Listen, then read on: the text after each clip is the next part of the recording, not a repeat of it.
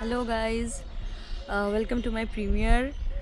Hello everyone. Hello.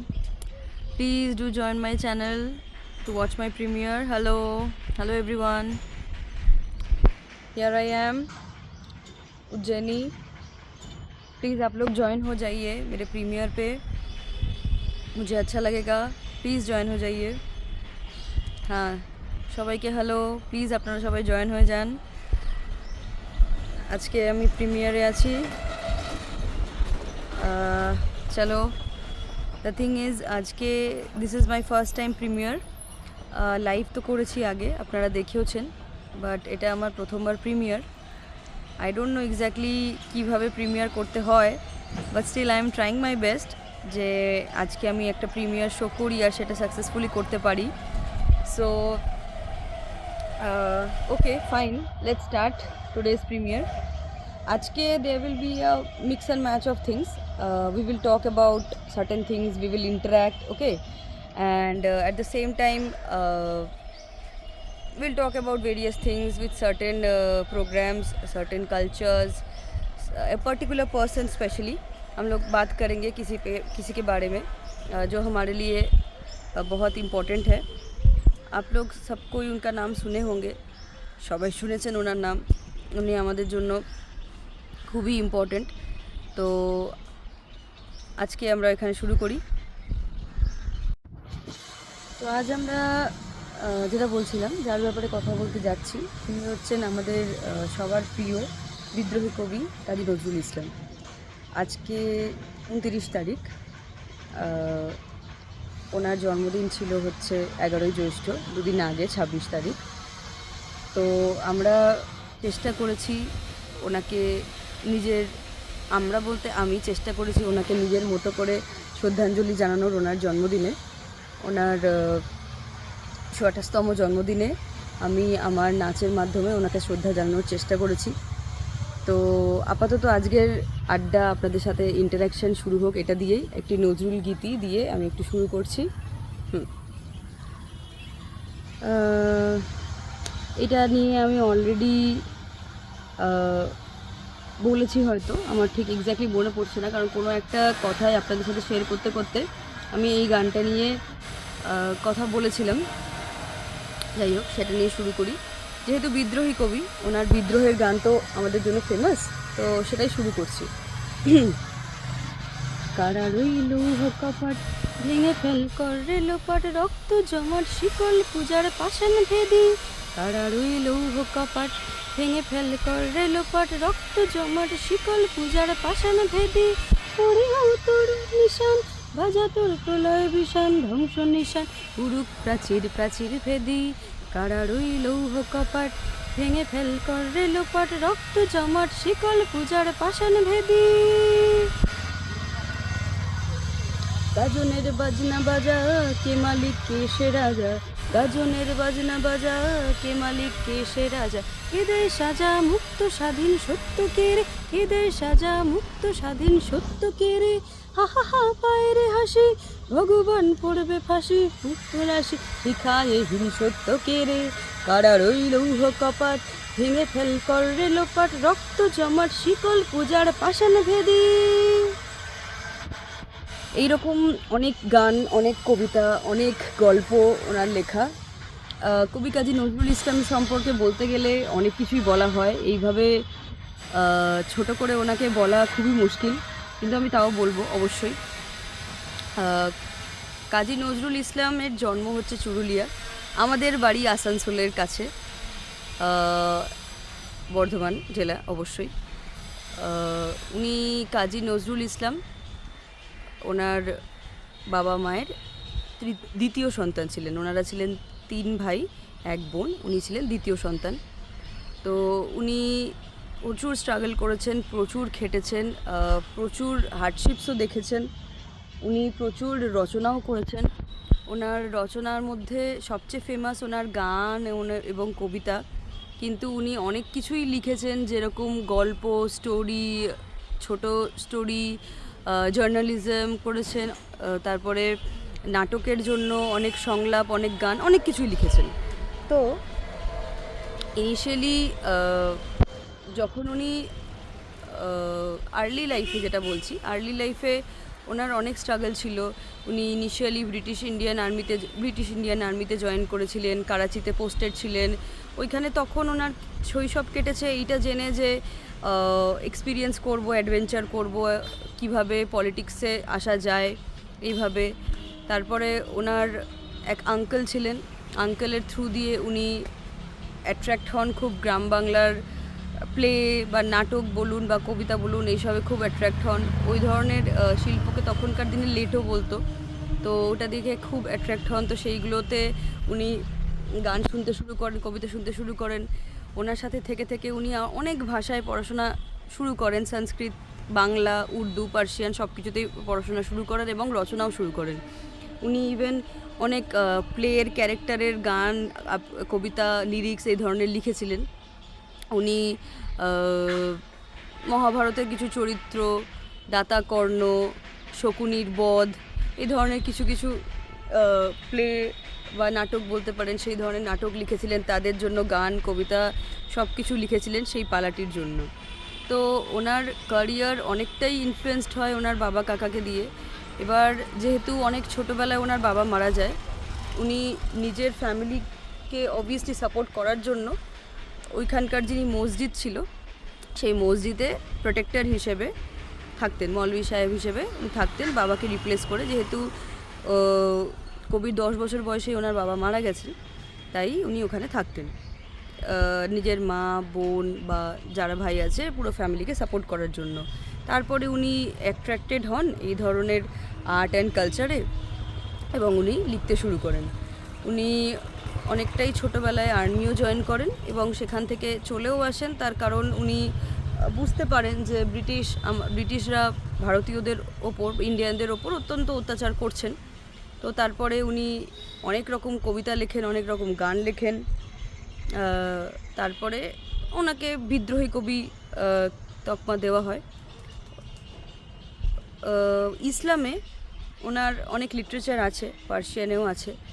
তো ওইখানে ইসলামে ওনার নিকনেম ছিল হচ্ছে দুঃখী মিয়া, কারণ একটু তো তখন নজরুল ইসলাম যেহেতু অনেক ছোটোবেলায় তার বাবাকে হারান, তো ওনার পড়াশোনা যেটা উনি করতেন, উনি মেনলি মাকতাব বা মাদ্রাসা যেটা বলে সেখানেই উনি পড়াশোনা করতেন। তো ওইখান থেকেই মস্ক বা দরগা যেটাকে বলে ইসলামিক ইয়েতে কালচারে, ঠিক আছে, সেখান থেকেই উনি কোরআন পড়েন, উনি ইসলামিক ফিলোসফি থিওলজি পড়েন। কিন্তু বাবা মারা যাওয়ার পর তো তাকে ফ্যামিলি টেক কেয়ার করার জন্য মস্কেই উনি থাকতেন বা মসজিদে যেটাকে বলে। তারপর তো আমি যেটা বললাম যে লেটো দল থেকে ইন্সপায়ার্ড হয়ে উনি অনেক কিছু লিখতে শুরু করলেন। কিন্তু তারপরে তো অবশ্যই লেটো দল তো একটি মনে করুন ট্র্যাভেলিং থিয়েটার গ্রুপ, তো যেটা ওনার কাকা দ্বারা ইন্সপায়ার্ড ছিলেন, উনি আঙ্কেল দ্বারা। তো তখন উনি অনেক রকমই চরিত্র তো লিখেইছিলেন, যে যেটা আমি একটু আগে বললাম, দাতা কর্ণ, শকুনি বধ, এরকম অনেক রকম চরিত্র লিখেছিলেন। কারণ উনি হিন্দু স্ক্রিপচার পড়াও শুরু করেছিলেন, সংস্কৃত লিটারেচারও পড়া শুরু করেছিলেন, পুরাণও পড়া শুরু করেছিলেন। তো এবং উনি অনেক রকম মহাভারতের চরিত্রের জন্য গান, কবিতা এই ধরনের উনি লেখা শুরু করেছিলেন। তো ট্রুপটা ওনাকে অনেকটাই ইনফ্লুয়েন্স করেছিল ওনার আর্লি ক্যারিয়ারের জন্য। কিন্তু তারপরে তো উনি বুঝতে পেরেছিলেন যে ট্রুপটা তো ওনার সব কিছু হতে পারে না। এবার যদি উনি এই দিকটায় খুব ইন্টারেস্টেড হন, তো অবভিয়াসলি ওনাকে এমন কিছু করতে হবে যাতে উনি ভালো করে পড়াশোনাটা করতে পারেন, উনি ভালো করে নিজের কন্ট্রিবিউশন দিতে পারেন। তো তারপরে আমাদের যে সবচেয়ে কাছের রাজবাড়ি আছে, আমার বাড়ির সবচেয়ে কাছের রাজবাড়ি, সেটা হচ্ছে সিয়ারসোল রাজবাড়ি, সেটি রানীগঞ্জে অবস্থিত। তো নজরুলের বাড়ি যেহেতু আসানসোল আমাদের বাড়ি একদমই কাছে, আমি নিত্য যাওয়া আসা করতাম আসানসোলে, চুরুলিয়ায়। তো উনি ভর্তি হন হচ্ছে সিয়ারসোল স্কুলে। তো ওইখানে অনেক মানে হিন্দু টিচার থাকেন যারা ওনাদেরকে প্রচুর ইনফ্লুয়েন্স করেন স্বাধীনতা সংগ্রামের পথে বা স্বাধীনতা সংগ্রামের জন্য ইনফ্লুয়েন্স করেন। হ্যাঁ, ব্রিটিশ রাজের এগেনস্টে অনেক কথা, অনেক গল্প, অনেক লিটারেচার থাকে। তো উনি প্রচণ্ড ইনফ্লুয়েসড হন। তো ওনার সাথে ওনার ব্যাচমেটই ছিলেন আরেকজন আমাদের কন্টেম্পোরারি লেখক, যিনি হিন্দু ছিলেন, শৈলজানন্দ মুখোপাধ্যায়। তো এবার এই ধরনের কি বলে কাউন্টার পার্ট যখন ওনার সাথে হতে লাগলো, যে ইন্টারাকশান হচ্ছে, জানাশোনা হচ্ছে, হিন্দু কালচার আসছে, ব্রিটিশদের এগেনস্টে কথাবার্তা চলছে, অ্যাক্টিভিজম চলছে। তো তখন উনি অলরেডি এইসব ছেড়ে অ্যান্টি ব্রিটিশ রুলের দিকে মন দিলেন। এবার যেহেতু উনি প্রচণ্ড দারিদ্র্যে কাটিয়েছেন, উনি অত্যন্ত দারিদ্র্যে কাটিয়েছেন। আমি যেটা বললাম যে 10 বছর বয়সে বাবা মারা গেছেন, বুঝতেই পারছেন তখনকার দিনে বড় সংসার, 3জন ছেলে 1জন মেয়ে, ওনার মা পারছেন না। যেহেতু উনি প্রচণ্ড দারিদ্র্যে বড় হয়েছিলেন, তো উনি স্কুল ফিস দিতে পারতেন না, তো ওনাকে স্কুল ছাড়তে হলো। এবার স্কুল ছাড়তে হলো, কিন্তু পেট চালানোর জন্য তো কিছু করতেই হবে, তাই না? তো উনি তখন অনেক কিছুই করলেন। He took up of several of job. সবচেয়ে বড় যেটা একদমই ইন্টারেস্টিং, আমাদের আসানসোলে যারা আছেন আপনারা, आप लोग अगर आसनसोल के आसपास कभी गए हो, एक बहुत ही फेमस दुकान है वहाँ का जिसका नाम है वाहिद। आज भी है वो, একদম আসানসোল বাস স্ট্যান্ডের সামনেই ওয়াহিদের যে দোকান, ওইখানে খুব সুন্দর এগরোল, চাউমিন এগুলো পাওয়া যায়। তো আমার প্রচণ্ড ফেভারিট ওয়াহিদের দোকান আছে। তো সেইখানে আমি জানতে পারি, আমি যখন একটু পড়াশোনা করি আমি জানতে পারি যে ওয়াহিদের দোকানে উনি জব নিয়েছিলেন কুক হিসেবে। মানে ভাবা যায় না যে একজন বিশ্বসেরা কবি, বাংলাদেশের ন্যাশনাল পোয়েট, আমাদের বাড়ির এত কাছের একজন কবি, এত বড় মাপের কবি, উনি ওয়াহিদে নিজের বাড়িকে সাপোর্ট করার জন্য অ্যাজ এ কুক জয়েন করেছিলেন। যাই হোক, তারপরে অনেক রকম বেকারি আছে, সেখানেও কাজ করতেন উনি, চায়ের দোকানেও কাজ করেছেন। তো অনেক কিছুতেই উনি কাজ করেছেন। তার মধ্যে সঙ্গে সঙ্গে তার ইতিহাস চর্চা, সংস্কৃত লিটারেচার, পার্সিয়ান, আরবি লিটারেচার, ক্লাসিক্যাল মিউজিক, অনেক কিছুই উনি চর্চা করে গেছেন। উনি শুনেছেন, পড়েছেন, লিখেছেন, অনেক কিছুই করেছেন। ইভেন ওনার সবচেয়ে বড় কন্ট্রিবিউশন যেটা বাংলাতে, উনি গজল গীত ইন্ট্রোডিউস করেছিলেন বাংলা ভাষায়। কারণ গজল ইউজুয়ালি উর্দুতে হতো বা সংস্কৃতে হতো, উনি বাংলা ভাষায় গজল ইন্ট্রোডিউস করেছিলেন। উনি খুব একটা বেশি পড়াশোনা তো করেননি, যেহেতু ওনার ফ্যামিলিকে সাপোর্ট করতে হতো, তাই এই ধরনের কাজই করতেন। স্কুলে অবশ্যই ভর্তি হয়েছিলেন, শিয়াসল স্কুলে ভর্তি হয়েছিলেন, কিন্তু উনি ক্লাস 10 অবধি পড়ার পরে খুব একটা পড়তে পারেননি, কারণ উনি ফিস দিতে পারেননি, আগেই তো বললাম। তাই উনি ব্রিটিশ আর্মি জয়েন করেছিলেন, অনেকটাই ইয়াং বয়সে ব্রিটিশ আর্মি জয়েন করেছিলেন, কিন্তু খুব তাড়াতাড়ি ছেড়েও দিয়েছিলেন। ব্রিটিশ আর্মিতে যখন উনি জয়েন করেছিলেন তখন উনি মোস্ট প্রবলি করাচিতে পোস্টেড ছিলেন, এবং উনি স্বাধীনতা সংগ্রামী হয়ে ফিরে এসেছিলেন। কারণ উনি তখন জাস্ট জয়েন করার পরেই পলিটিক্সের ব্যাপারে জানতে পারেন, বা তখনকার ছোট বাচ্চা উনি অলমোস্ট, তো ইয়াং মাইন্ডসের অ্যাডভেঞ্চার ওনার এক্সপ্লোর করার খুব ইচ্ছে ছিল।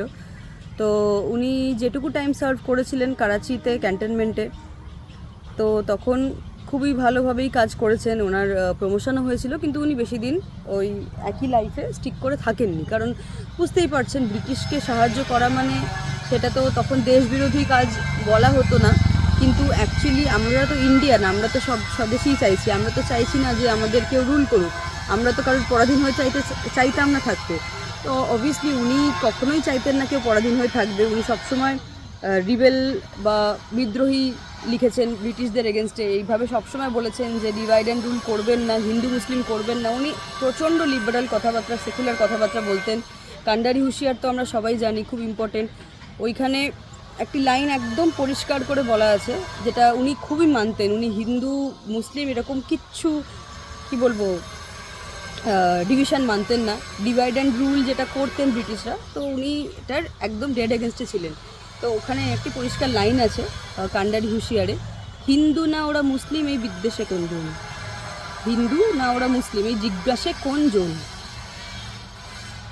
ঠিক আছে, সন্তান মোর মার, মরছে সন্তান মোর মার, এরকম একটা লাইন আছে কান্ডারি হুঁশিয়াতে। উনি পরিষ্কার এটা বলেছেন যে এখানে হিন্দু মারা যাচ্ছে তো মুসলিমরা এগিয়ে যাবে না, বা মুসলিম মারা যাচ্ছে তো হিন্দু মারা যাবে না, এটা করে লাভ নেই। এটা আমাদের মাথায় রাখতে হবে যে ব্রিটিশ রাজ্যে আমাদের যে যারা মারা যাচ্ছে সবাই ইন্ডিয়ান, সবাই ভারতীয় যারা মারা যাচ্ছেন। তো হিন্দু না ওরা মুসলিম এই জিজ্ঞাসে কোন জন যেন আমরা না করি, যেন আমরা জাতিবাদ না করি, এক জাত হয়ে যেন কাজ করি, বাঙালি জাত হিসেবে যেন কাজ করি, কোনো জাতপাত না রেখে যেন বাঙালি জাতি হিসেবে কাজ করি। এটাই ওনারা সবসময় বলেছেন, যে আমরা যেন ব্রিটিশদের এগেনস্টে কখনো হিন্দু বা মুসলমান, যেটা ব্রিটিশাররা সবসময় করতে চেয়েছেন ডিভাইড অ্যান্ড রুল, সেইটা যেন মাথায় না ঢুকে যে ও তো হিন্দু মরছে আমি মুসলিম হয়ে সাপোর্ট করবো না, বা ও তো মুসলিম মরছে আমি হিন্দু হয়ে সাপোর্ট করবো না, এটা যেন না করি।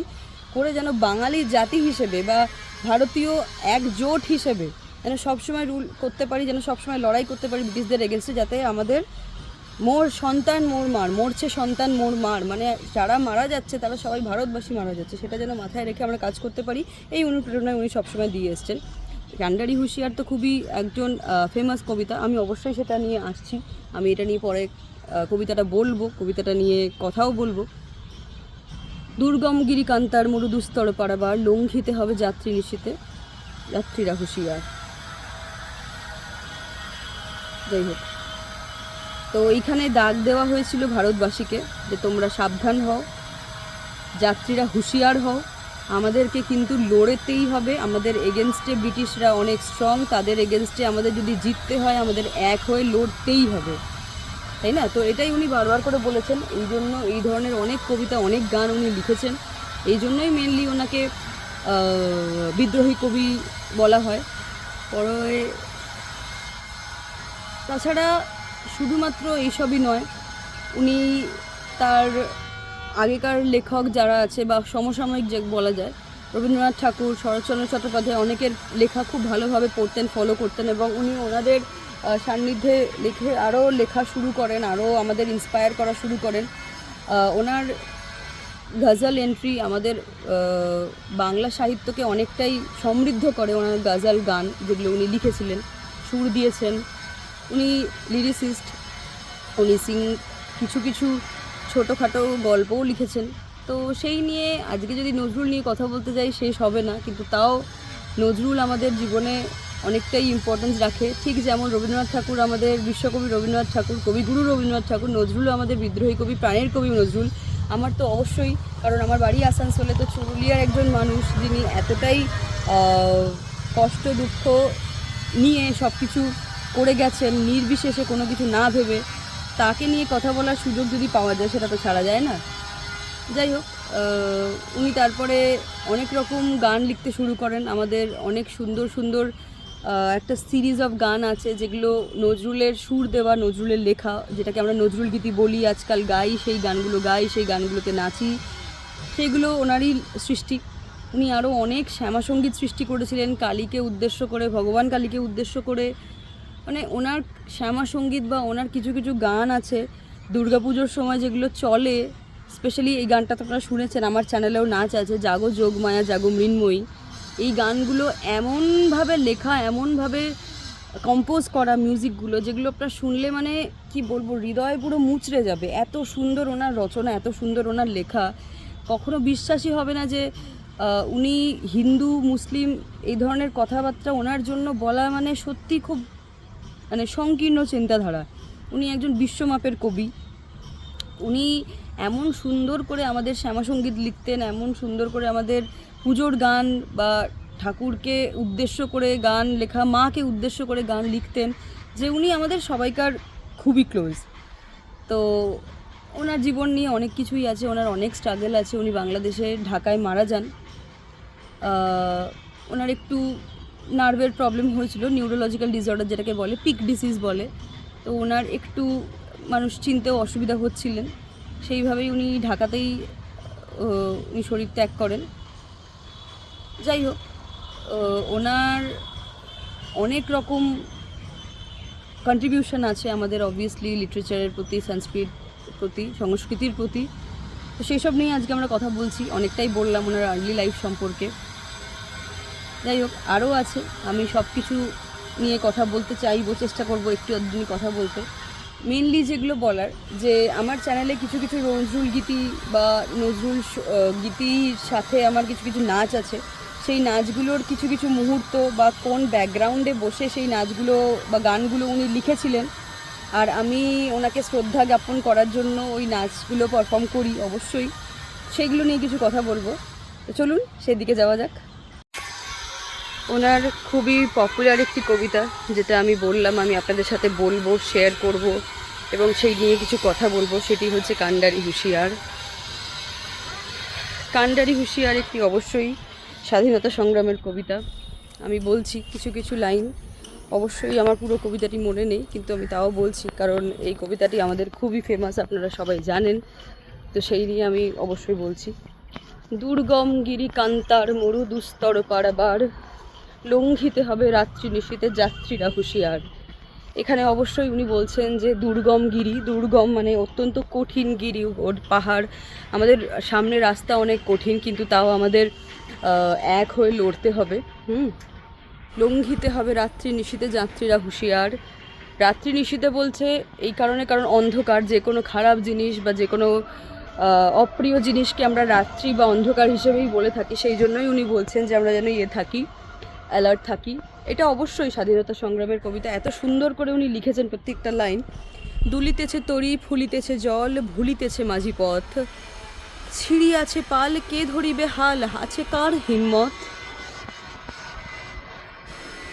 কে আছো জোয়ান, হও আগুয়ান, হাঁকিছে ভবিষ্যৎ, এ তুফান ভারী, দিতে হবে পারি, নিতে হবে তরি পার। এই লাইনটা তো পরিষ্কার বোঝা যাচ্ছে যে আমাদের দেশের মানুষ পথ ভুল করছে। এখানে লিখেছে ছিড়ি আছে পাল, মানে অবশ্যই দেখুন এখানে একটা নদীর মধ্যে বা সমুদ্রের মধ্যে নৌকো যাওয়াকে কম্পেয়ার করা হচ্ছে। তো যদি নৌকো চলতে হয় জলের মধ্যে, তার পাল খুবই দরকার। যদি ভেসে থাকতে হয়, যদি পাল ছিঁড়ে যায় হাওয়ার দাপটে, সে নৌকো ডুবে যেতে পারে। এটাই হয়েছিল আমাদের তখন দেশের মানুষদের সাথে। ব্রিটিশাররা আমাদের এগেনস্টে এমন ষড়যন্ত্র চক্রান্ত করছিলেন যে আমরা কিছুই করতে পারছিলাম না। আমাদের ভুল বোঝানো হচ্ছিল যে ওরা হিন্দু, ওরা মুসলিম, এ ধরনের ভুল বোঝানো হচ্ছিল। তো ওইখানেই বলেছে দুলিতেছে তরি, ফুলিতেছে জল, মানে কন্ডিশন কিন্তু একদমই ভালো নয় দেশের। আমরা কিন্তু নিজেদেরকে হারিয়ে ফেলবো যদি আমরা নিজেরা একসাথে হয়ে না লড়ি। কে আছো জওয়ান, মানে উনি সবাইকে হাঁক দিচ্ছিলেন যে আমাদের মধ্যে যে বীর আছেন, বা সবাইকে বীর হতে বলছিলেন, যাতে নিজেদের দায়িত্বে আমরা দেশের রক্ষা করতে পারি। আচ্ছা, তিমির রাত্রি, মাতৃমুক্তি, শান্তিরা সাবধান, যুগ যুগান্ত সঞ্চিত ব্যথা, ঘষিয়াছে অভিযান, ফেনাইয়া উঠে বঞ্চিত বুকে পুঞ্জিত অভিমান, ইহাদের পথে নিতে হবে সাথে, দিতে হবে অধিকার। সবাইকে একসাথে নিয়ে চলতে হবে, সবাইকে অধিকার দিতে হবে। কোনো হিন্দু মুসলিম ধর্মধার করা যাবে না, উঁচু জাত নিচু জাত নিয়ে জাতপাত করা যাবে না। এটা এখন এসবের সময় নয়, এখন এসবের সময় একদমই নয়। এখন শুধু আমাদের এক হয়ে জোট করে লড়তে হবে।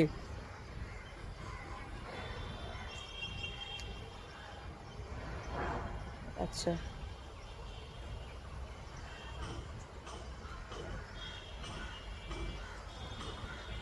অসহায় জাতি মরিছে ডুবিয়া, জানে না সন্তরণ।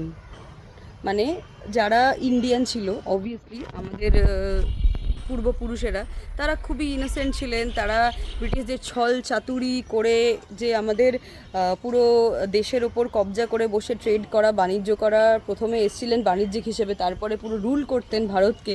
এই জিনিসটা ওনারা বুঝতে পারতেন না, ওনারা প্রচণ্ড ইনোসেন্ট ছিলেন, উনি জানতেন না যে এই জিনিসটা হতে পারে। তো ওটাই বলা হয়েছে যে অসহায় জাতি মরিছে ডুবিয়া, জানে না সন্তরণ। ওরা জানে না যে কীভাবে এইভাবে বেরোবে, ও তো সাঁতার কাটতে জানে না। তো ওটাই বলা হয়েছে যে যদি নদীতে কেউ পড়ে যায় বা মরণপণ অবস্থা হয়ে যায়, নদীতে যখন নৌকো যাচ্ছে বা সমুদ্রে যখন নৌকো যাচ্ছে, কেউ যদি সাঁতার না জানে তাহলে সে কী করে বাঁচাবে।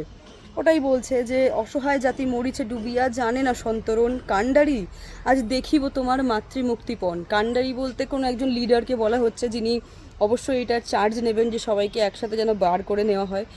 যারা আমাদের দেশের জন্য লড়েছেন, অনেক বিপ্লবী আছেন, বা বিনয় বাদল দীনেশ আছেন, ক্ষুদিরাম আছেন, এমন অনেক অনেক বিপ্লবীরা আছে, এমন অনেক অজানা বিপ্লবীরা আছে যাদের আমরা নামও জানি না। উনি সবার হই কবিতাটা লিখেছিলেন, উনি নিজেই একজন স্বাধীনতা সংগ্রামী ছিলেন, উনি সবার হই কবিতাটা লিখেছিলেন। আচ্ছা, এরপরে যে মেন কবিতাটা, যেটা একটু আগে আমি বললাম যে উনি একজন মুসলিমই ছিলেন, কিন্তু কখনো উনি হিন্দু মুসলিম জাতপাত এসব মানতেন না। এই লাইনটা তার সবচেয়ে বড় উদাহরণ। উনি এখানে লিখে গেছেন, হিন্দু না ওরা মুসলিম, এই জিজ্ঞাসে কোনজন। এইখানে হিন্দু মুসলিম করার কোনো মানে হয় না, কারণ এখন দেশের খুব অবস্থা খারাপ। এখন আমাদের সবাইকে একজোট হয়ে লড়তে হবে, তাই না? তো কাণ্ডারি বলো ডুবিছে মানুষ সন্তান মোরমার, সে হিন্দু হোক, মুসলিম হোক, ব্রাহ্মণ হোক, শূদ্র হোক, কাস্ত হোক, বৈশ্য হোক, যেই হোক, তারা সবাই ইন্ডিয়ান, তারা সবাই ভারতীয়, তারা সবাই মারা যাচ্ছে, মরিছে সন্তান মোরমার। গিরিসংকট ভীরু যাত্রীরা গুরু গর্জায় বাজ, পশ্চাৎপত যাত্রীর মনে সন্দেহ জাগে আজ। গিরিসংকট, গিরি তো পাহাড়, অনেক উঁচু পাহাড়, পাহাড়ের মতো কঠিন পথ এগোতে হবে যদি আমাদের স্বাধীনতা আনতে হয়, সেটাই লেখা আছে। কাণ্ডারি তুমি ভুলিবে কি পথ, ত্যাজিবে কি পথ মাঝ, করে হানাহানি তবু চলো টানি, নিয়াছো যে মহাভার। বলা হচ্ছে লিডার তুমি কিন্তু আমাদের ভরসা, তুমি কিন্তু আমাদের কখনোই ফেল করবে না, তুমি কিন্তু আমাদের হয়ে থাকবে। আমরা চাই না যে তোমাদের ওপর ভরসা করে যেন আমি ভুল করি। তাই বলছে কাণ্ডারি তুমি ভুলিবে কি পথ, তুমি যেন পথ ভুলো না, তুমি যেন ডিস্ট্র্যাক্টেড হয়ে যেও না। এটা কিন্তু তোমারই জন্য আমরা তোমার ওপর ভরসা করে পুরো দেশটাকে চালাচ্ছি। করে হানাহানি তবু চলো টানি, নিয়েছো যে মহাভার, মহাভার নিয়েছো সবাইকে একসাথে স্বাধীন করা, সেটা যেন ভুল না হয়। কাণ্ডারি তব সম্মুখে ওই পলাশির প্রান্তর, পলাশির যুদ্ধে অনেক ইন্ডিয়ানরা মারা গেছিলো। সেটাই আমাদের প্রথম ব্যাটেল অফ প্লাসি, যেটাকে আমরা ইংলিশে পড়েছি। প্রথম ব্রিটিশারদের ব্যাটেল ছিল আমাদের ইন্ডিয়ানদের সাথে। তখন মুঘলস রুলস করছিল, ব্যাটেল অফ প্লাসি হয়, তখনই অনেক ইন্ডিয়ানরা মারা যায়, সেটাই বলেছেন। কাণ্ডারি তব সম্মুখে ওই পলাশির প্রান্তর, বাঙালির খুনে লাল হলো যথা ক্লাইভের খঞ্জর। এত মারপিট, এত খুন খারাপি, এত রক্তপাত, বাঙালির খুনে লাল হলো তথা লর্ড ক্লাইভের খঞ্জর। তখন খঞ্জর ওটা একটি সিম্বলিকভাবে বলা হয়েছে। এমনভাবে মারপিট, রক্তগঙ্গা বয়ে গেছে, তো সেটাই বলছেন যে খুনে লাল হয়ে গেছে। ওই গঙ্গায় ডুবিয়াছে হায় ভারতের দিবাকর, গঙ্গায় ভারতের দিবাকর, ভারতের সূর্য আজ অস্তমিত। ভারতের এত গৌরবময় সূর্য আজ অস্তমিত, তার মানে ভারত দেশের যে নিজের ইন্ডিপেন্ডেন্ট, যে নিজের সত্তা, সেটা তার মেনটেন করতে পারছে না, তার সূর্য অস্তমিত হয়ে যাচ্ছে, সেই সূর্যটাকে বাঁচাতে হবে।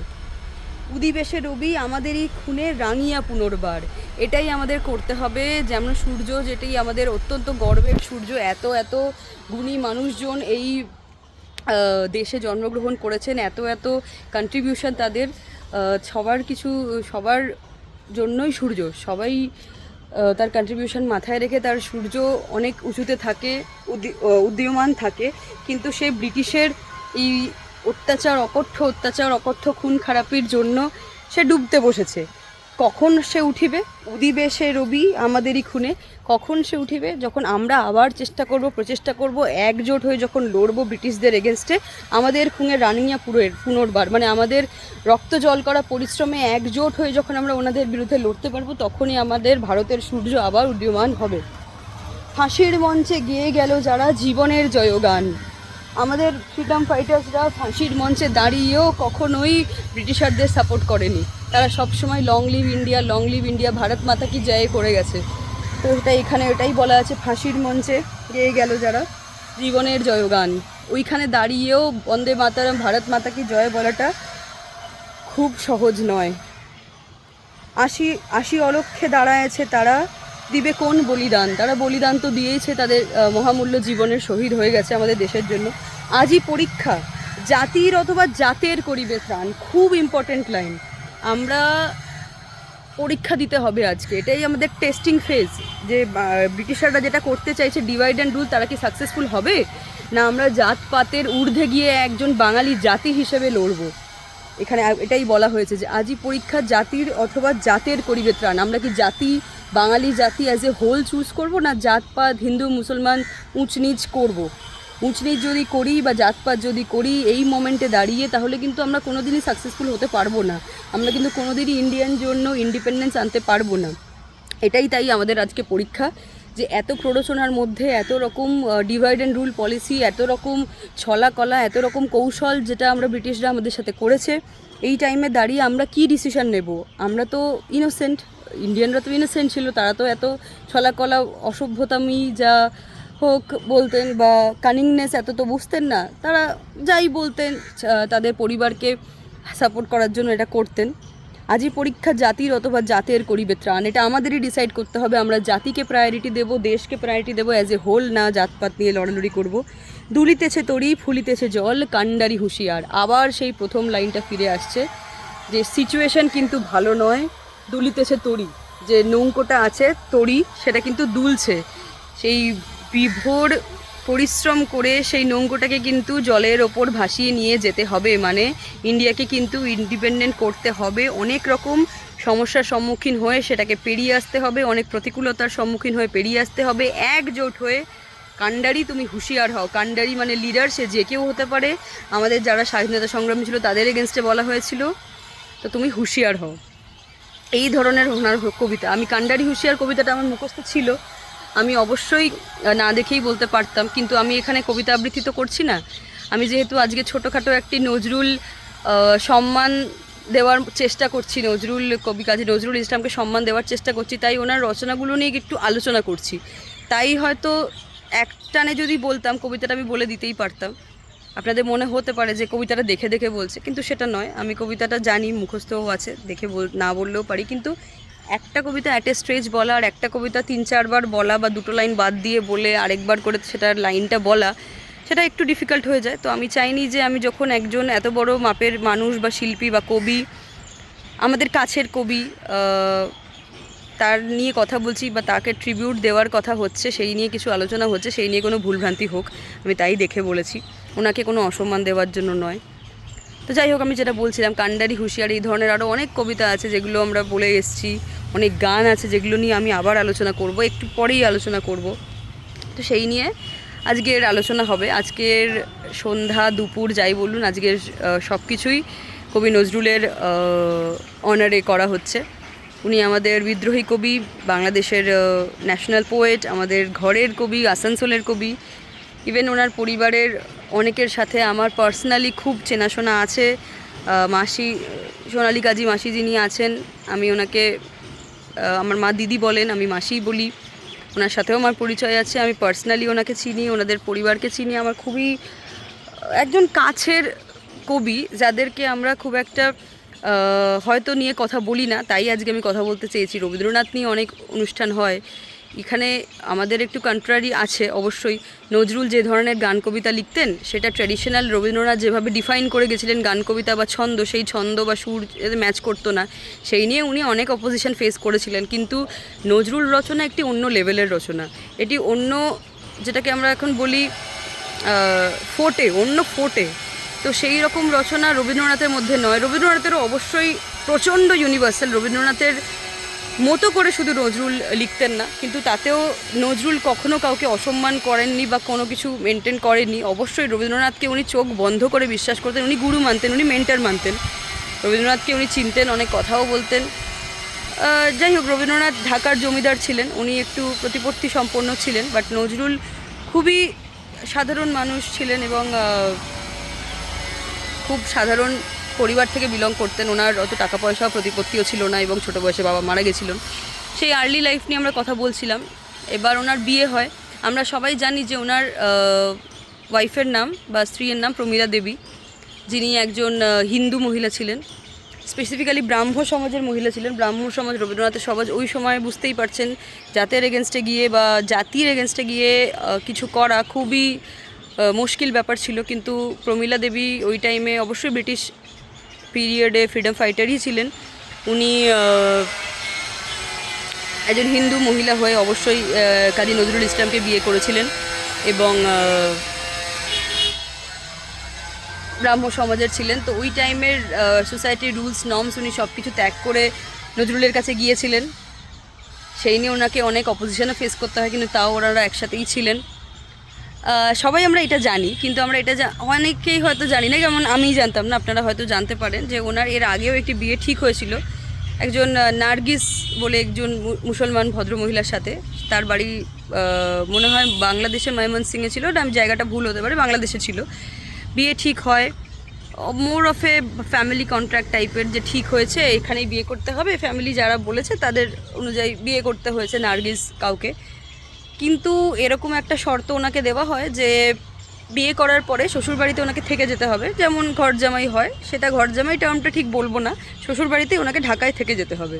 তো এইটা যখন উনি জানতে পারেন তখন তিনি বিয়েটা থেকে উঠে চলে আসে। তো বিয়েটা আর হয় না ঠিকভাবে, বিয়েটা হয়েছিল হয়তো, কিন্তু তারপরে বিয়েটা থেকে উনি উঠে চলে আসেন। এক্স্যাক্টলি আমি জানি না, বাট আমি এটুকু জানতে পেরেছি একটু পড়াশোনা করতে গিয়ে যে ওনার একজন মুসলিম মহিলা নাজরিনের সাথেও প্রমীলা দেবীর আগে বিয়ের কথা হয়েছিল এবং বিয়ে হয়তো হয়েও ছিল। তারপরে উনি ওইখান থেকে চলে এসেছিলেন শুধুমাত্র এই শর্ত উনি মানবেন না বলে। যাই হোক, এবার আসছি কিছু গানে। এক কবিতা নিয়ে আলোচনা হলো, গান নিয়ে হবে, এবার নাচ নিয়েও হবে। আপনারা প্লিজ থাকুন, আমি গানে আসছি। নজরুলের গান নিয়ে কথা বলছিলাম। নজরুলের গান অনেক রকমের আছে, শ্যামা সঙ্গীত আছে, বিদ্রোহী গান আছে, স্বাধীনতা সংগ্রামের গান আছে, অনেক সুন্দর গান আছে, প্রেমের গান আছে, দুঃখের গান আছে। প্রতিটা গান যেগুলো আছে, কিছু কিছু গান তার মধ্যে আমি করেছি। আমার চ্যানেলে আপনারা শুনতে পারবেন। হে পার্থ সারথি গানটি আছে, সেটাও একটি স্বাধীনতা সংগ্রামের গান। তারপরে আরও কয়েকটা গান আছে যেটা আমাদের চ্যানেলে আসতে চলেছে। পরদেশি মেঘ যাওয়ারে ফিরে, সেটি একটি বৃষ্টির গান। আরও আমার চ্যানেলে আছে বাগিচায় বুলবুলি তুই কোন শাখাতে। সে বুলবুলি গানটা হচ্ছে, তার ছেলে আছে বুলবুল, কবি নজরুল ইসলামের ছেলে বুলবুল। সে যখন মারা যায় তখন, আমি তো ছোট, সকালেই বললাম যে যখন মারা যায় সে, তখন তার কাছে একদমই টাকা পয়সা ছিল না। মানে উনি তো অনেকটাই গরিব পরিবার থেকে ছিলেন, কবি কাজী নজরুল ইসলাম অনেকটাই গরিব পরিবার থেকে ছিলেন। তো তার ছেলে যখন মারা যায়, তার কাছে ইভেন শবদাহ সৎকার করার বা শেষ কার্য যা বলে মুসলমানদের, সেইটুকু করারও ওনার কাছে পয়সা ছিল না।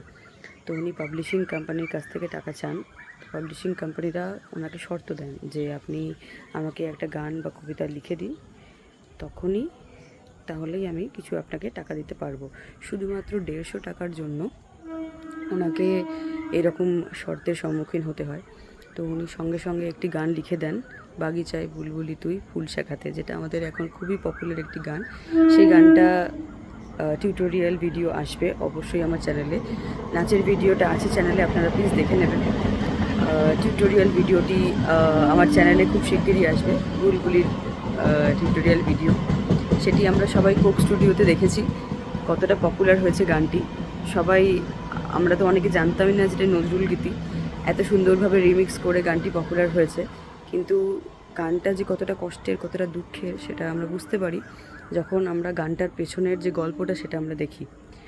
সেরকমই আরও একটি গান আছে, আজও কাঁদে কাননে কোয়েলিয়া। এইটাও একটি সেইভাবে বলতে গেলে দুঃখের গান। কোয়েলিয়া বলতে একটি পাখির কথা বলা হয়েছে, যে কেঁদে যাচ্ছে কিন্তু তার কথায় রেসপন্ড করার মতো কেউ নেই। চম্পা কুঞ্জে আজি গুঞ্জে ভ্রমরা, এটাও আমার চ্যানেলে আছে, আমি পুরো গানটা নিয়ে বলছি। আজও কাঁদে কাননে কোয়েলিয়া, চম্পা কুঞ্জে আজি গুঞ্জে ভ্রমরা, কুহরিছে পাপিয়া। একটি পাখি একা কাননে মানে বাগানে গেয়েই যাচ্ছে, তার কথা কেউ শুনছে না। চম্পা কুঞ্জে আজি গুঞ্জে ভ্রমরা, ভ্রমরাও চম্পা কুঞ্জে গুনগুন করছে, আর পাপিয়া পাখিও গাইছে। এনারা সবাই নিজের মতো একা একা গেয়ে যাচ্ছে, কিন্তু এদের ডাকে সাড়া দেওয়ার মতো কারোর সময় নেই। তো এই সংটা দিয়ে উনি তার ইটারনাল লাভ, যেটা ফুলফিল হয়নি, সেই রকম একটি গান গাইতে চেয়েছেন বা বলতে চেয়েছেন। মানুষের মন কিভাবে চলে, সে কতটা একা, এই ধরনের গানগুলো দিয়ে যে একাই থাকতে হয়, একাই গাইতে হয়। অনেক ধরনের দুঃখ থাকে, অনেক ইমোশন থাকে, সেটাই প্রকাশ পেয়েছে এই গানের মাধ্যমে। পরের লাইনটা গানের হচ্ছে, প্রেম কুসুম শুকাইয়া গেল হয়, প্রাণ প্রদীপ মোর হেরগো নিভিয়া যায়। ওনার জীবনে ভালোবাসা, প্রেম, একাকিত্ব খুব একটা গ্রাস করে নিয়েছিল অনেকটাই সময়। ওনার শরীরও খারাপ ছিল, মনও খারাপ ছিল। তো প্রেম কুসুম শুকাইয়া গেল হয়, উনি যাকে ভালোবাসতেন সেইভাবে তখনও ওনার সাথে ওনার হচ্ছিল না দেখা, বা ওনার মনোবাঞ্ছনা পূর্ণ হচ্ছিল না। প্রাণ প্রদীপ মোর হেরগো নিভিয়া যায়। উনি এটাই বলছেন যে মনোকষ্টে, দুঃখে, এই ধরনের বিচ্ছেদের কারণে বা দূরত্বের কারণে তার এমন ভালো লাগছে না, মন খারাপ লাগছে, শরীর খারাপ লাগছে, যে মনে হচ্ছে উনি মরেই যাবেন। বিরহিতে এসো ফিরিয়া, উনি কাতর আর্তনাদ করছেন যে প্লিজ ফিরে আসুন, আমার সাথে কথা বলুন। আজও কাঁদে কাননে কোয়েলিয়া। তারপরে আবার এই লাইনটা খুবই ইম্পর্টেন্ট, তোমারও পথ চাহি হে প্রিয় নিশিদিন, মালারও ফুল মোর শুকাইয়া হলো মলিন। তার পথ চেয়ে বসে আছেন, কিন্তু সে আসছে না, পুরো লোনলিনেস, একাকিত্ব। মালা আরও ফুল শুকিয়ে গেল, যে ফুলটি তরতাজা ছিল সেটাও আস্তে আস্তে শুকিয়ে গেল, কিন্তু তার যে চাহিদা সেটা হলো না, স্যাডনেসই থেকে গেল। জন্মও গেল জুড়িয়া, জন্ম তার শেষ হয়ে গেল, কিন্তু তাও ইচ্ছেটা শেষ হলো না। এটা প্রচণ্ড কষ্টেরই একটা গান। আমি এই গানটি সেমি ক্লাসিক্যালের মাধ্যমে একটি পারফর্ম করেছি, কিন্তু এই গানটার যে মেন রিজনটা সেটা হচ্ছে একটা লাভ যেটা ফুলফিলড হয়নি, এইটাই থিম। ভাঙা মন, স্যাডনেস, লাভটা, এইটারও টিউটোরিয়াল ভিডিও অবশ্যই আমার চ্যানেলে আসবে। বুলবুলিরও টিউটোরিয়াল ভিডিও আসবে। বুলবুলি তো আমি বললামই, তার ছেলে মারা যাওয়া নিয়ে লেখা। আরও অনেক গান আছে, পার্থসারথী যেটা স্বাধীনতা সংগ্রামে গান, যে মানুষ জেগে ওঠো, পাঞ্চু জন্মশঙ্খ শাঁখ বাজাও, মানুষকে আরও আহ্বান জানাও, সবাইকে জাগিয়ে তোলো যাতে আমরা একজোট হয়ে লড়তে পারি, যেটা আমি কান্ডারি হুঁশিয়ারে বললাম, ওই রকমই পার্থসারথী গানটা। আরও অনেক গান আছে যেগুলো আমার চ্যানেলে আসবে, আমি সেগুলো নিয়েই কথা বলবো। দেখুন, নজরুল ইসলামের ভান্ডার অশেষ। উনি লিরিসিস্ট ছিলেন, উনি জার্নালিস্ট ছিলেন, উনি ছোট কবিতা, বড় কবিতা লিখতেন, গল্প লিখতেন, উনি আরও গান অনেক কিছু লিখেছেন। কিন্তু সব কিছু নিয়ে যদি কথা বলতে শুরু করি তাহলে তো সেটা অসম্ভব ব্যাপার। ওনার মতো এত বড় মাপের কবিকে নিয়ে কথা বলা এতটা ইজি নয়। তো যেটুকু বলেছি সেটা নিয়েই থাকি আপাতত। যেটুকু আমার ক্ষমতা আমি শেয়ার করতে চাই। আমি এই জন্যই শেয়ার করলাম কারণ কবি নজরুল আমার খুব ক্লোজ, আমার খুব কাছের একজন কবি, আসানসোলের কবি। আমি ওনার পরিবারের মানুষদের সাথে কথাও বলেছি, চিনিও, দেখেওছি, ও জানি ওনারা কতটা লিবারেল, কতটা ভালো। কারণ আমি যার কথা বলছি আমার রিলেটিভ, যার বাড়িতেও আমি গেছি, তার বাড়িতে সমান মাত্রায় কোরআন যেমন পড়া হয় তেমন লক্ষ্মী পুজোও হয়। ওনারা এতটাই ওপেন মাইন্ডেড, এতটাই সেকুলার, এতটাই সব ধর্ম ওনারা অ্যাকসেপ্ট করেন। তো আমি যে এই কথাটা বললাম যে ওনারা যেমন কোরআন পড়েন, মানে যেমন ইসলাম প্র্যাকটিস করেন, তেমন ওনাদের বাড়িতে কিন্তু লক্ষ্মী পুজোও হয় বা অন্যান্য পুজোও হয়। তো তারা হিন্দুদের যথেষ্টভাবে মানে সম্মান করেন। ওনার কাছে যেমন গীতা আছে, ওনার কাছে যেমন কোরআন আছে, ওনার কাছে গীতাও আছে, একদম একই সাথে একই সম্মানে রাখা আছে। তারা সেমভাবে সেই গীতার সম্মানও করেন, কাউকেই অবমাননা করেন না। ওনারই পরিবারের মানুষজন, তারা অত্যন্ত শিক্ষিত, অত্যন্ত লার্নেড, অত্যন্ত ভদ্র, অত্যন্ত ভালোভাবে সবার সাথে কথা বলেন। এই কদিন আগে ওনার অনুষ্ঠান গেল চুরুলিয়াতে। আমার মা, আমার পরিবারের অনেকজন ওখানে প্রোগ্রামও করেছেন। ইভেন আমি যেখানে নাচ শিখি, আমার গুরু শ্রী কোহিনূর সেন বরাট, ওইখানে তাদের প্রোগ্রাম ছিল রাত্রিবেলা চুরুলিয়াতে। আমি করতে পারিনি, আমার একটু শারীরিক অসুস্থতা হয়ে গেছিলো, কিন্তু সেখানে প্রোগ্রাম হয়েছে। তো আমার খুবই ভালো লেগেছে। আমি চেষ্টা করেছি, আমি ওনাদের প্রোগ্রাম দেখেছি, আমি নিজে অ্যাটেন্ড করতে পারিনি, কিন্তু আমি ওনাদের প্রোগ্রাম দেখেছি, আমার খুব ভালো লেগেছে। আজকে ওয়েদারটা এতটাই সুন্দর, খুবই রোদ ছিল, খুব গরম ছিল, হঠাৎ করে বৃষ্টি নামলো। আমি জাস্ট কথা বলতে বলতে মাঝখান থেকে একবার আপনাদের আকাশটা একটু দেখিয়ে দিই। এতটাই সুন্দর লাগছে যে আমি আপনাদের সাথে না শেয়ার করে পারছি।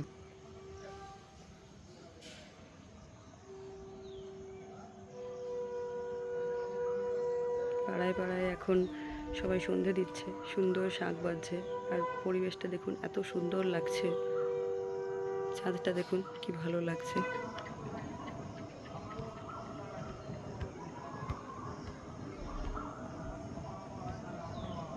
অসাধারণ লাগছে দেখুন, এত সুন্দর চাঁদটা।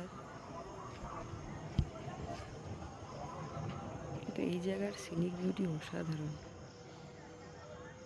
একদম আমরা ছবি আঁকতাম যেরকম, আর আজকালকার দিনে যেরকম চলে ছবি বা গান বলুন, সিল আউটে পেছনে ব্যাকগ্রাউন্ডটা হবে লাইট বা সূর্যের হালকা পড়ন্ত আলো, তার মধ্যে একদম কালো থাকবে চেহারাটা, কালো চেহারার মধ্যে একটা নাচ বা গান বা একটি মানুষের প্রেজেন্স। এত সুন্দর লাগছে দেখতে যে আমি আপনাদের সাথে কথা বলতে বলতে এই জায়গাটা না দেখিয়ে আপনাদের পারলাম না।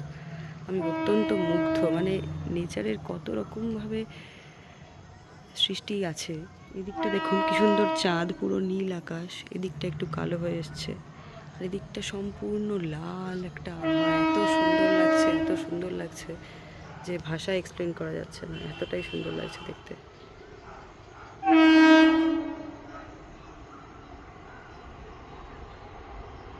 আমাদের বাড়ির একদম পাশ দিয়ে রেল লাইন আছে, দেখতে ট্রেন যাচ্ছে, সাংঘাতিক আওয়াজ। এটা local train, almost busiest line যেটাকে বলা হয়, সেই লাইনেরই লোকাল ট্রেন। আমাদের একদম বাড়ির পাশ দিয়ে যায়। আমরা সবসময় ট্রেনের সান্নিধ্যেই থাকি। শিয়ালদা লাইনের লোকাল ট্রেন, আমাদের খুবই ভালো লাগে এই জিনিস। যাই হোক, ফিরে আসছি তাহলে নজরুলের গানে। আপনারা সবাই রেডি তো? নজরুল গান। কারা রইল কপাট, ভেঙে ফেল করে লোপাট, রক্ত জমাট শিকল পূজার পাষাণ বেদি। কারা রইল কপাট, ভেঙে ফেল করে লোপাট, রক্ত জমাট শিকল পূজার পাষাণ বেদি।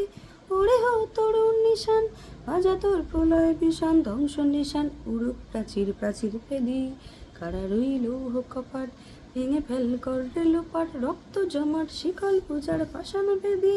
ওরে ও তরুণ নিশান, বাজা তোর প্রলয় বিষান, ধ্বংস নিশান উড়ুক প্রাচীর প্রাচীর বেদি।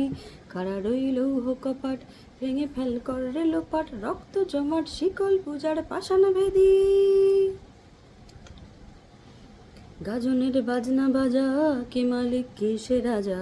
গাজনের বাজনা বাজা, কে মালিক কে সে রাজা। কে দেয় সাজা মুক্ত স্বাধীন সত্য কে রে, কে দেয় সাজা মুক্ত স্বাধীন সত্য কে রে। হা হা হা পায় রে হাসি, ভগবান পড়বে ফাঁসি, সর্বনাশী শিখায় হীন তথ্য কে রে। কারা রইল কপাট, ভেঙে ফেল করে লোপাট, রক্ত জমাট শিকল পূজার পাষাণ ভেদি। ওরে ও পাগলা ভোলা, দে রে দে প্রলয় দোলা। ওরে ও পাগলা ভোলা, দে রে দে প্রলয় দোলা।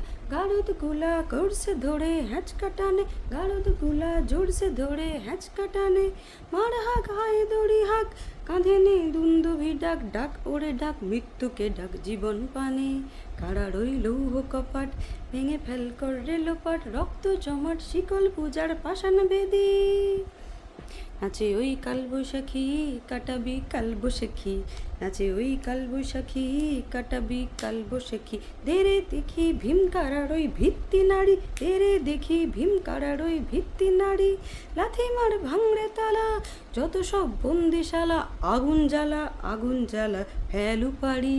কারা রইল কপাট, ভেঙে ফেল করে লোপাট, রক্ত জমাট শিকল পূজার পাষাণ ভেদি। ওরে ও তরুণ নিশান, বাজা তোর প্রলয় বিষান, ধ্বংস নিশান উড়ুক প্রাচীর প্রাচীর ভেদি। কারা রইল কপাট, ভেঙে ফেল করে লোপাট, রক্ত জমাট শিকল পূজার পাষাণ ভেদি। রক্ত জমাট শিকল পূজার পাষাণ ভেদি।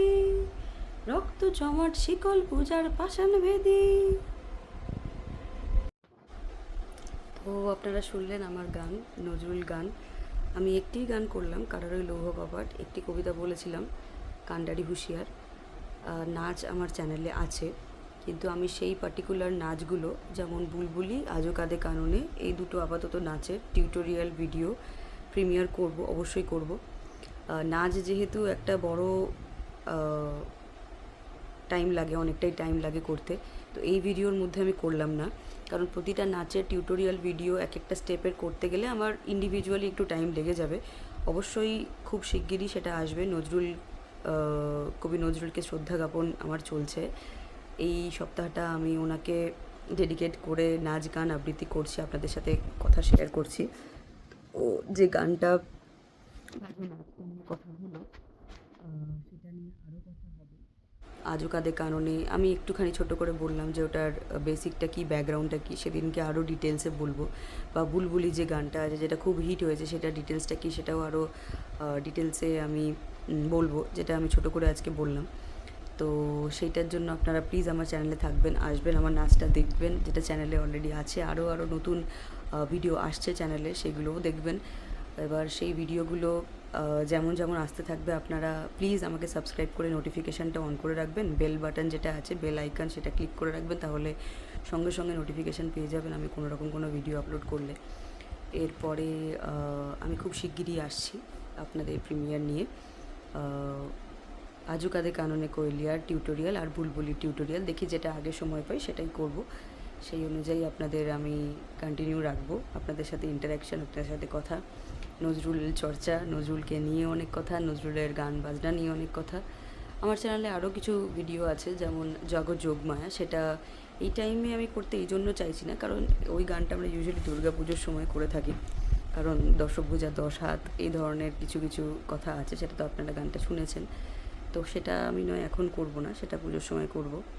আরও কিছু গান আছে যেটা বৃষ্টির গান, সেটাও বর্ষার সময় আমরা করব। এখন আপাতত গরমকাল, তো সেই নিয়ে আমরা নজরুল জয়ন্তী যেহেতু, তো আপাতত আমরা সেই নিয়ে কিছু করব না। নজরুল নিয়ে কথা বলতে গেলে আবারও বলছি, 11ই জ্যৈষ্ঠ আমাদের জন্য খুবই স্পেশাল একটি দিন। কবি কাজী নজরুল ইসলামের জন্মদিন, বাংলাদেশের ন্যাশনাল পোয়েট সে। আমাদের বাড়ির কাছে আসানসোলে জন্ম তার, আমরা তাকে সেলিব্রেট করছি। আমার খুবই ভালো লাগছে। যেমন আমরা 25শে বৈশাখ রবীন্দ্র জয়ন্তী সেলিব্রেট করি, ঠিকই তেমন আমরা 11ই জ্যৈষ্ঠ নজরুল জয়ন্তী সেলিব্রেট করি। অনেক জায়গায় এরকমও হয় যে রবীন্দ্র নজরুল সন্ধ্যা একসাথে হচ্ছে। দুজন নোবেল মানুষ, পোয়েট, রাইটার, লিরিসিস্টকে আমরা একসাথে সম্মান জানাই। একসাথে তার গান, কবিতা, আরও নানা রচনা, নাটক, এইসবের মাধ্যমে তাকে শ্রদ্ধা জানাই। এবার ওনাদের মতো বড় মানুষকে শ্রদ্ধা জানানোর মতো তো আমরা আমাদের অত ক্ষমতা নেই, তো আমরা গঙ্গা জলে গঙ্গা পুজোটাই করি। ওনাদেরই সৃষ্টি, ওনাদেরই লেখা লিটারেচার বলুন বা গান আবৃত্তি দিয়ে আমরা ওনাদেরই শ্রদ্ধা জানাই। ওনারা এতটাই কালজয়ী, কবে বসে এমন কিছু কবিতা গান লিখে গেছেন যেগুলো তখনকার দিনেও খুব রেলিভেন্ট ছিল, আজকের দিনেও খুব রেলিভেন্ট। তো এটাই বলি যে সেই মানুষগুলো কতটা দূরদৃষ্টি সম্পন্ন ছিল, তাই তারা সেদিনকে বসে আজকের মতো সিচুয়েশানে কোন জিনিসটা রেলিভেন্ট হবে এতদিন পরে দাঁড়িয়ে এটা লিখতে পেরেছিলেন। শুনে আর ভেবে খুব কষ্ট হয়, পড়ে খুব কষ্ট হয় যে নজরুল শেষ বয়সে একটি নিউরোলজিক্যাল ডিসঅর্ডারে মারা গেছিলেন, কিছু খুব একটা মনে রাখতে পারতেন না। আর আমাদের কোনো রকম যেটা আছে নিউরোলজিক্যাল ডিসঅর্ডার মানেই সবাই পাগল ভাবে, বাট অবশ্যই সেটি পাগল নয়, কখনোই সেটাই পাগল নয়। নিউরোলজিক্যাল ডিসঅর্ডার, নার্ভের অনেক রকম প্রবলেম হয় যেটা আমরা সাধারণ ভাষায় বুঝতে পারি না হয়তো, তাই সেটাকে পাগল বলে একটা টার্ম হিসেবে গণ্য করি। কাউকেই ছোটো করা উচিত নয়। নজরুল অনেক ভুগে মারা গেছেন অবশ্যই, কারণ নার্ভে যদি কাউকে চিনতে না পারে বা এত সুন্দর যিনি লিখেছেন তার যদি মাথায় একটু সমস্যা হয়, নার্ভ রিলেটেড ব্রেন প্রবলেম হয়, সেটা থেকে কষ্ট করার কিছু হতে পারে না, তাই না? বাট এই জিনিসটাকে পিক ডিজিজ বলে, আমি বাংলায় ঠিক জানি না কি বলে পিক ডিজিজটা, আমি একবার দেখে নিচ্ছি। পিক ডিজিজে উনি মারা যান। নিয়ে অবশ্যই ইন্টারনেটের সাহায্য নিচ্ছি, কারণ আমি পিক ডিজিজের বাংলাটা জানি না।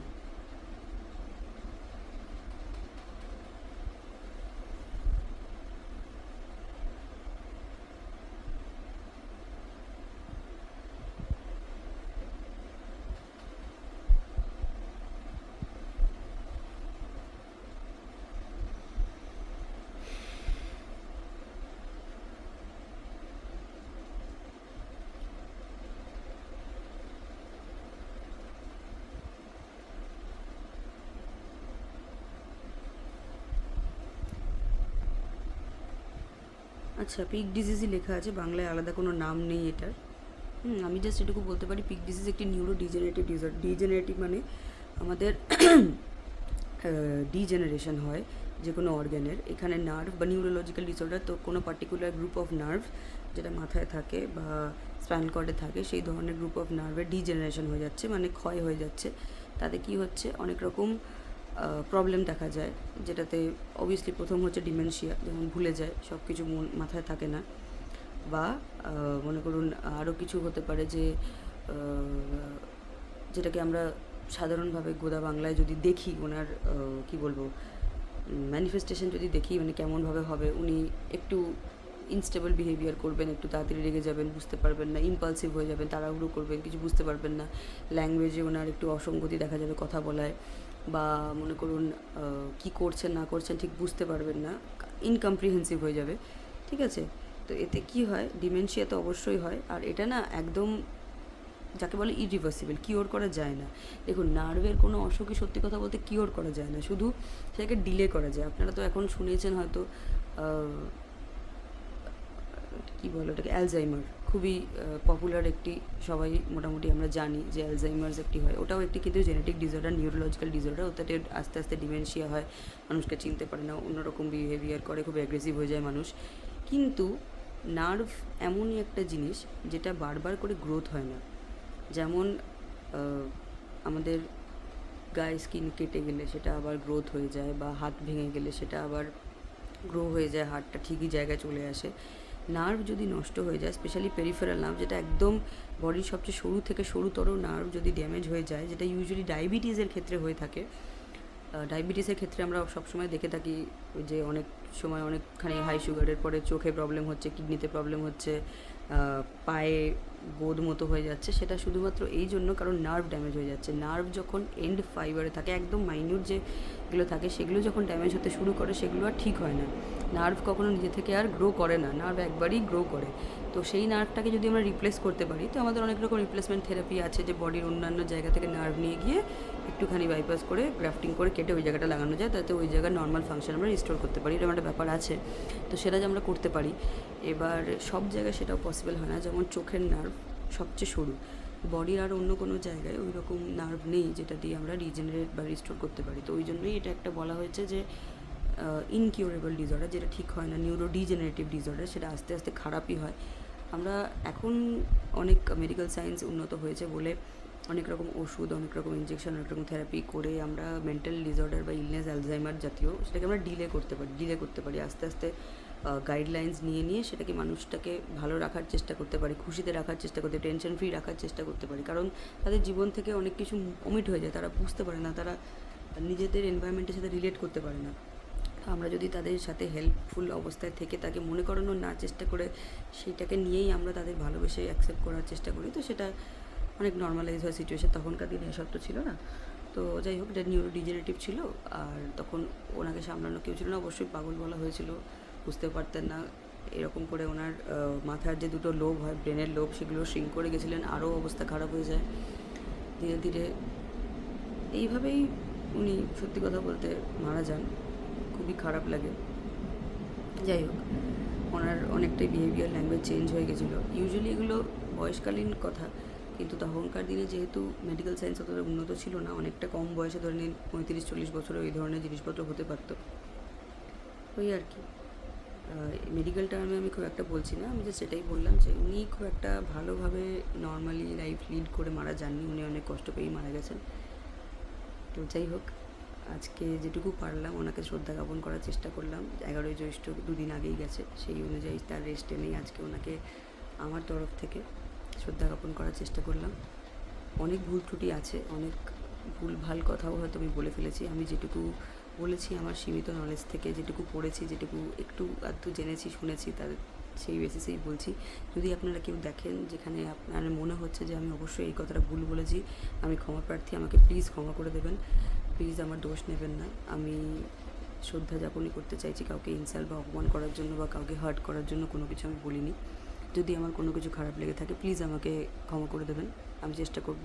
আর অবশ্যই আপনার খুব ভ্যালুয়েবল ওপিনিয়ন কিন্তু আমাদের দেবেন। আমি চেষ্টা করব অবশ্যই যেন এরকম কিছু না হয়, যাতে আমি ফিউচারে আমার যে ভুলগুলো হচ্ছে, এত বড় মানুষদের সাথে সম্বন্ধে যখন কথা বলছি, আমাকে তো ঠিকভাবে কথা বলতে হবে, তো সেইগুলো যেন রিপিট না হয়। Thank you so much from my end. আজকে আপাতত এখানেই শেষ করছি। আমি খুব শিগগিরই আসছি আমার দুটো নজরুল নৃত্য, যেটা চ্যানেলে আছে, আজও কাঁদে কাননে আর বুলবুলি, সেটা টিউটোরিয়াল নিয়ে, সেটা একটা ভিডিও হিসেবেই আমি আপনাদেরকে দেবো। আপনারা প্লিজ দেখবেন, আমার লাইক করবেন যদি ভালো লাগে, চ্যানেলটা আমার সাবস্ক্রাইব করে দেবেন প্লিজ। আমার সবকটা ভিডিও দেখবেন, লাইক শেয়ার করবেন, কমেন্ট করবেন, ভালো ভালো করে কমেন্ট করবেন, যাতে আমি খুব মোটিভেটেড হই, আরও ভালো ভিডিও করতে পারি, আপনাদের উপহার দিতে পারি, আপনাদের এন্টারটেইন করতে পারি। আমি সবসময় এটাই চাই, যাতে আমি আরও ভালো কন্টেন্ট ক্রিয়েট করতে পারি, আরও উন্নত মানের কন্টেন্ট ক্রিয়েট করতে পারি, সে নাচ দিয়েই হোক বা গান দিয়েই হোক। যেহেতু আমার একটা এন্টারটেনমেন্ট চ্যানেল, এগুলো সব কিছুই তার মধ্যে আসে, কবিতা বলুন, নাচ বলুন, গান বলুন, সব কিছু দিয়ে যেন আমি সমৃদ্ধ করে তুলতে পারি চ্যানেলটা। আপনাদের আশীর্বাদ ছাড়া তো হবে না। তো আশীর্বাদ আপাতত আপনারা প্লিজ আমাকে ভরে করুন। একটু ভিডিওটা দেখবেন, লাইক করবেন, শেয়ার করবেন, সবার সাথে শেয়ার করবেন, ফ্যামিলি মেম্বার্স হোক, বন্ধুবান্ধব হোক, ভাই বোন, সবার সাথে শেয়ার করবেন, ওনাদেরকেও দেখাবেন, একটু রেকমেন্ডও করবেন, একটু ভালো দেখে কমেন্ট করবেন, আমাকে মোটিভেট করবেন। অবশ্যই মোটিভেশনটা সবচেয়ে বেশি জরুরি জীবনে, মোটিভেশন না থাকলে তো অন্য কিছু হয় না। তো আমাকে একটু মোটিভেটও করবেন। আপনাদের মোটিভেশনই আমার বা আপনাদের সাপোর্টই আমার একমাত্র কী বলবো উপায় গ্রোথ হওয়ার জন্য চ্যানেলে। আমি তো চেষ্টা করছি, আপনারাও প্লিজ আমার সাথে থাকবেন, আমাকে সাপোর্ট করবেন, মন প্রাণ ধরে আশীর্বাদ করবেন। আমি আপনাদের মেয়েরই মতো, যারা আমার বয়সী আছে আমাকে ফ্রেন্ড হিসেবে প্লিজ সাপোর্ট করো, কম্পিটিটার হিসেবে নয়। আমি জাস্ট একটি চেষ্টা করছি, সেরকমভাবে তো প্রফেশনালি করতে পারছি না, আমি জাস্ট একটু চেষ্টা করছি আমার নিজের ভালো লাগাটাকে তোমাদের সাথে শেয়ার করার। তো একটু চেষ্টা করো আমার পাশে থাকার, আমাকে সাপোর্ট করার, আমি খুব খুশি হব, আমি অত্যন্ত গ্রেটফুল হব আপনাদের কাছে। প্লিজ চ্যানেলটা লাইক করে দেবেন, শেয়ার করে দেবেন, সাবস্ক্রাইব করে দেবেন, বেল আইকনটা টিপে দেবেন, যাতে আমার যা যা ভিডিও আসবে তার সমস্ত নোটিফিকেশান পেয়ে যাবেন, সমস্ত ফিউচার আপডেটস। আজকে আমি এখানেই শেষ করছি। শেষে আমি আমার নাচটার একটা ক্লিপ একটু দিয়ে দিচ্ছি, ঠিক আছে? Bye bye.